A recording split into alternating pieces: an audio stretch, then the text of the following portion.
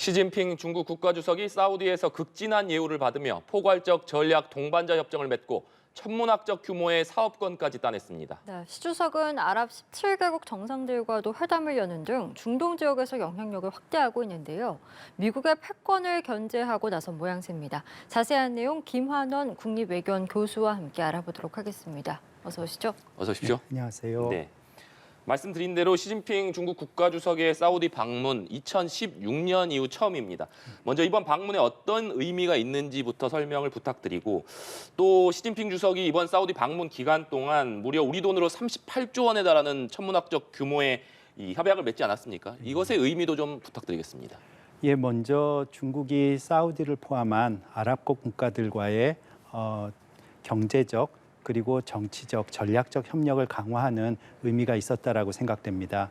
먼저 미국이 그동안 사우디와의 관계가 2018년 이후부터 계속 악화돼 왔습니다. 다말 카슈크지라는 워싱턴 포스트지의 유명한 칼럼니스트가 사우디의 정치 체제 또 여러 가지 상황에 대해서 부정적인 글을 많이 썼었는데요. 터키계 사우디인 다말 카슈크지가 터키 소재한 사우디 영사관에 방문했다가 실종되고 피살되는 사건이 나왔습니다. 그 상황이 미국이 인권과 민주주의를 거론하고 배후에 사우디의 실권자인 무함마드 빈 살만 왕세자가 있다라는 것을 지적하면서 첫 번째 사이가 나빠졌고요. 2020년에 들어오면은 아브라함 협정을 통해서 미국이 중동에서 발을 빼는 모습이 나타납니다. 네. 그리고 최근에 2022년 7월 달에 미국이 우크라이나 사태 이후에 원유를 포함한 에너지 수급에 문제가 생기니까 바이든 대통령이 직접 사우디를 방문해서 원유의 증산을 요청했는데 이것이 사실상 거부당하면서 미국과 사우디의 관계가 계속 나빠졌습니다. 그 과정에서 중국이 이러한 사이의 틈을 밀고 들어가서 사우디와의 관계를 강화하는 그런 모습에 의미가 있었다라고 보고요. 특히 두 번째로는 경제적인 의미인데 중국과 사우디 모두가 경제적 협력이 필요합니다. 네. 우선 양측 모두 경제적으로 원유를 포함한 에너지 공급의 안정적인 공급과 수요가 필요합니다.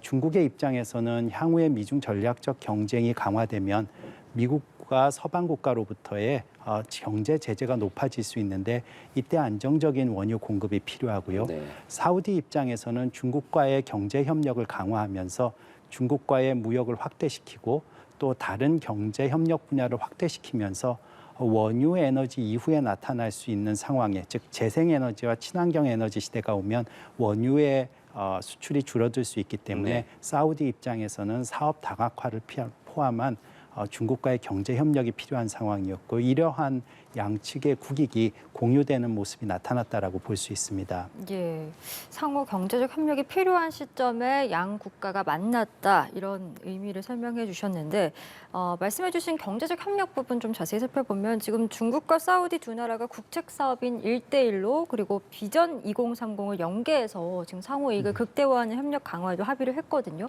이건 좀 어떤 합의라고 봐야 되겠습니까? 예, 말씀드린 대로 중국의 국책 사업인 1대1로 그다음에 사우디의 역시 개혁 그 대표적인 모델이자 국책 사업인 비전 2030에서 서로 협력할 수 있는 부분이 많았고 그런 부분에서 구체적인 논의들이 나타났다라고 생각됩니다. 실제로 식량, 에너지, 금융, 그다음에 의료 부분에서 실질적인 많은 구체적인 MOU가 체결됐고요. 특히 에너지 분야에서는 그린 에너지와 그린 수소와 태양광 또 무엇보다도 정보통신 분야에서 중국의 화웨이 업체를 중심으로 해서 클라우딩, 그 컴퓨터 센터, 데이터 센터 그리고 속도가 빨라진 초고속 인터넷 단지 건설 등등으로 인프라 사업에서도 많은 협력이 나타났습니다. 이렇게 양측이 협력을 강화하는 이면에는 앞서 말씀드린 대로 경제적 협력 분야에서도 중요한 의미를 갖고 있지만은 양측 모두 전략적으로 즉 미중 전략적 경쟁 구도 하에서 중국은 사우디를 중심으로 해서 아랍 세력에서의 영향력을 확대하려는 모습, 또 사우디 입장에서는 그동안 미국이 중동에서 아브라함 협정 이후에 발을 빼면서 생긴 그 영향력 또는 그 지역에 대한 통제력의 공백을 중국을 끌어들임으로써 새로운 역의 균형자를 만들려는 그러한 경제적 그다음에 지역 정세에 관한 이익들이 서로 공유를 보였고 이것이 양측 국가의 국책 사업인 1대1로와 비전 2030에서 그 협력이 더욱 강화돼야 되는 동기로 나타났다라고 생각됩니다. 네. 시진핑 중국 국가주석 빈살만 사우디 왕세자와 정상회담 이외에도 걸프 아랍 국가 협력위원회 정상회의에도 참석을 했고 또 아랍 17개국 정상들과도 회담을 가졌습니다. 그야말로 이 지역에서 중국의 영향력을 과시했다 이렇게 보면 되겠습니까? 예, 중국의 입장에서는 미중 전략적 경쟁 구도 하에서 나타나는 점차 진영화 구도에 대해서 대응하기 위해서 노력해 왔었고 이번 사우디 방문을 통해서 아랍 지역에서의 중국의 우방국을 확대하기 위한 노력이 이번 방문 기간 중에 나타났다라고 볼 수 있습니다. 즉 미국이 그 사이에 인권과 민주주의를 앞세우고 네. 또 국제사회의 보편적 가치와 규범과 질서를 앞세우면서 자유진영 국가들을 중심으로 대중국 견제를 염두에 둔 진영화 구조를 이뤘습니다. 중국 또한 이에 대응하기 위해서 기존의 신흥 경제 강국인 브릭스를 브릭스 플러스로 그다음에 상하이 협력 기구를 통해서 중앙아시아와 인도, 러시아 또 이란과의 협력을 강화시켰습니다. 이 과정에서 중국이 이번에 중동 지역에 네. 사우디를 새로운 교두보로 중동 지역에서 또 북아프리카 지역에서의 국가들과의 협력을 강화함으로써 우방국을 확대해서 이러한 미중 전략적 경쟁 구도하에서 나타나는 진영화 싸움에 중국대로 그 대응하기 위한 노력을 이번 사우디 방문에서 나타냈었다라고 생각됩니다. 예, 앞서서 벌어진 미국과 사우디아라비아의 틈을 중국이 파고들었다 이렇게 좀 관계를 쉽게 설명을 해주셨는데 그 부분들을 좀 다뤄보고 싶습니다. 중국이 사우디아라비아에서 원유값을 달러가 아니라 위안화로 치르겠다는 의사를 밝혔습니다. 결국 지불 수단을 바꾼다는 것은 미국 달러와의 기축통화 지위를 흠집 내고 위안화를 좀 국제화하겠다는 의도다 이렇게 해석이 되던데 맞습니까? 어떻게 해석하십니까? 예, 매우 중요한 부분을 짚어주신 걸로 봅니다. 미중 전략적 경쟁 구도는 이후에도 계속 심화될 것으로 생각됩니다. 지금은 군사안보적, 정치적 그리고 지역 전략적으로 충돌하고 있지만은 이후에는 경제 분야에서 특히 첨단 산업에서의 기술 패권과 함께 금융과 환율 부분에서의 충돌이 예상되고 있습니다.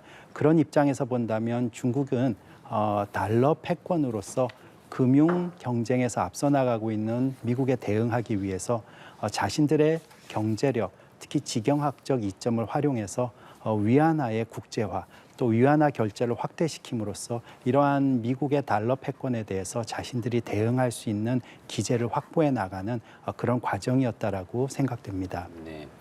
이번 정상회담에서 또 주목할 만한 부분이 중국과 사우디가 미국에 대해서 내정 불간섭 원칙에 합의한 부분인 것 같습니다. 그동안 미국은 중국에 대해서도 인권 문제를 계속해서 제기해 왔고 사우디와 관련해서는 카슈크지 암살을 계속해서 문제 삼았는데 이 두 나라가 미국의 인권 문제 비판에 대해서 강력한 메시지를 발신했다. 좀 이렇게 보면 되겠습니까? 예, 앞서 말씀드린 경제 분야에 이어서 이번 정치적 부분에서의 양측의 공감대는 미국에게도 상당한 부담으로 나타날 수 있습니다. 미국은 그동안 중국과의 전략적 경쟁에 우위에 서기 위해서 인권과 민주주의라는 가치, 체제 문제를 계속해서 거론했었습니다. 즉 인권과 민주주의는 국제사회의 보편적 가치이고 중국이 이러한 보편적 가치를 훼손하고 또 비판하고 또 국제 규범과 질서를 지키지 않으려는 도전국가로서의 이미지를 계속 부여해 왔었고 또 이를 통해서 자유진영 국가들과 함께 힘을 합쳐서 중국을 견제하는 모습이 나왔습니다. 중국은 이에 대응해서 가치의 다양성을 얘기해 왔습니다. 즉 미국이 얘기하는 인권과 민주주의는 보편적 가치가 아니라 미국의 일방적인 가치이고 각 지역과 나라마다 고유의 역사와 다양한 국제 환경 속에서 다양한 문명과 제도, 정치 체제가 나타날 수 있기 때문에 이러한 체제의 다양성을 인정해야 된다는 것이 중국의 주장이었습니다. 이런 부분에서 자유진영 국가들과 미국의 연대는 강화됐는데 대조적으로 그동안 인권과 민주주의라는 미국의 가치에 조금 불편함을 느꼈던 아시아, 아프리카, 남미의 권위주의 국가들 그리고 이슬람의 신정 국가들 네. 그리고 중동의 왕조 국가들은 중국의 체제의 다양성에 관해서 조금 더 연대감을 느끼는 모습이 나타났습니다. 즉 자신들의 국내 정치적인 이익에서 보면 중국이 주장하는 가치의 다양성이 조금 더 이익이다라고 생각하는 거죠. 그리고 조금 더 편안하게 다가갈 네. 수 있어서 이번에 사우디와 중국에서 이러한 가치와 체제의 문제에 대해서 이익을 공유하면서 특히 미국이 이러한 인권과 민주주의로서 타 국가, 권위주의 국가를 압박하는 모습에 관해서 이것을 내정 간섭이다라고 바라보는 양측의 국내 정치적인 이익이 공유가 됐었다라고 생각됩니다. 그렇군요. 자, 이렇게 사우디와 중국이 협력을 하고 미국의 중국 견제 사우디까지 가세를 하게 되면서 지금 국제 정세가 급변하고 있는 상황 아니겠습니까? 그렇기 때문에 우리 기업들도 이런 미중 갈등 속에서 어떤 리스크 파악이 굉장히 시급할 텐데 이전에 빈살만이 방문했을 때 뭐 네옴시티 건설을 추진하기도 했고 우리도 되게 다양한 이야기들을 나누지 않았습니까? 예. 네옴시티 건설에 관해서 우리의 경제적 이익을 확대할 수 있는 하나의 계기로 보는 그런 시각이 많이 있습니다. 물론 우리가 이익을 만들 수 있다라면 이에 대해서 적극적으로 참여하고 이익을 확대시키는 것이 필요합니다. 또 사우디와는 우리도 에너지 공급의 안정성이라는 명제 하에서 협력을 안정적으로 가져가는 것이 필요합니다. 단 중동의 정세, 즉 미국의 공백을 중국이 채워나가는 과정에서 나타날 수 있는 미중 전략적 경쟁 구도를 계속해서 관찰해야 되고요. 다른 하나는 사우디가 추진하고 있는 네옴시티에 관해서 건설 수주인지 아니면은 우리가 투자를 희망하는 건지, 그럼 투자를 희망하는 부분은 과연 실질적으로 전망이 어떠한지에 관해서 이렇게 구분된 평가를 하고 거기에 대해서 우리의 국익에 맞는 현안별 대응이 필요한 시기다라고 생각합니다. 즉 사우디에 대한 일방적인 수주를 받을 수 있다라는 그런 인프라 건설에 대한 환상보다는 건설 수주와 투자, 또 투자에 대한 전망 등등, 그리고 국제 정세에서 중동이 향후에 나타날 수 있는 미중 사이에서의 그런 입장 차이 등을 계속해서 주의 깊게 관찰하고 대응할 필요가 있다라고 생각합니다. 네. 주제를 좀 바꿔서요. 미 국무부 차관보가 2박 3일간의 일정 우리나라를 방문합니다. 한국과 중국, 일본 이 3개국을 잇따라서 방문하는데 이 시기에 3국을 잇따라서 방문하는 배경 좀 어떻게 봐야겠습니까? 두 가지의 의미가 있다라고 봅니다. 하나는 한반도 지역에서 북한의 핵과 미사일 위협이 점차 높아지고 있고 또 논쟁은 있지만은 북한의 7차 핵실험도 거론되고 있는 상황이기 네. 때문에 미국을 포함한 한국과 일본이 이 동북아 지역, 한반도 정세를 중심으로 한 동북아 지역의 정세를 서로 논의하고 대응에 대한 구체적인 방안들을 논의하는 자리다라고 생각됩니다. 두 번째로는 미국이 대중국 견제의 의지가 여전히 강화되고 있다는 것을 의미합니다. 미국은 앞서 말씀드린 대로 2020년에는 아브라함 협정으로 중동에서 발을 빼고 2021년에는 아프가니스탄에서 철군하면서 역시 중앙아시아 지역에서 발을 빼면서 네. 인도태평양 지역에서 중국을 견제하는 모습이 나타났고요. 또 그 과정에서 한미 미일 동맹을 강화하고 한미일 지역안보 협력 체제를 강화하는 모습이었습니다. 즉 비슷한 시기에 우연일 수 있지만 시진핑 주석이 중동에서 영향력을 강화해 나갈 때 미국은 인도태평양 지역에서 일관되게 한국과 일본과 더욱 힘을 강화하면서 중국을 견제해 나가려는 그런 의지가 현재 대조적으로 나타났다라고 생각됩니다. 예, 이처럼 한미일 공조가 더 견고해지고 있는 가운데서 한미일 북핵 수석 대표들도 오늘부터 이틀간 인도네시아 자카르타에서 만납니다. 한미일 북핵 대표의 대면 회동은 지난 9월 이후에 지금 석 달 만으로 알려지고 있는데 이 한미일의 이런 공조와 또 중국의 이런 반발이 우리 한반도 정세에 어떤 영향을 끼치리라고 예상하시는지도 궁금합니다. 예, 매우 중요한 부분입니다. 이 중동과 이 동북아 지역에서 이러한 미국과 중국의 정책적 방향성과 의도가 강하게 나타나고 있을 때 한국은 과연 미국과 중국 사이에서 어떠한 정책적 포지션을 전략적으로 잡느냐가 매우 중요합니다. 먼저 북한의 핵과 미사일 위협에 대응하기 위한 억제력을 한미동맹을 공고히 하고 한미일이 협력해서 대응하는 모습은 분명히 필요합니다.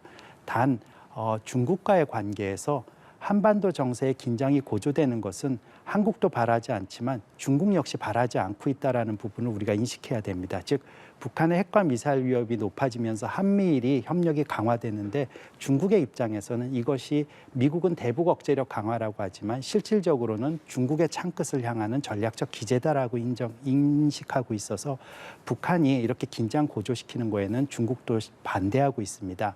그렇기 때문에 한반도 정세의 긴장 고조에 반대한다는 그런 이익은 한국과 중국이 서로 공유할 수 있습니다. 즉 북한의 핵 억제력에 북한의 핵과 미사일 위협에 대응하기 위해서 한미일의 억제력을 높이는 건 우리가 필요하지만 그 과정에서도 한국과 중국이 협력할 수 있는 한반도 정세의 안정, 긴장 고조를 낮추는 거에 대해서는 한국이 중국과 꾸준히 협력을 확대해 나갈 필요가 있는 그런 부분을 꼭 인식할 필요가 있다라고 생각합니다. 예, 알겠습니다. 저희 오늘 말씀 여기까지 듣도록 하겠습니다. 지금까지 김한건 국립외교원 교수와 함께 이야기 나눠봤습니다. 말씀 고맙습니다. 예, 감사합니다.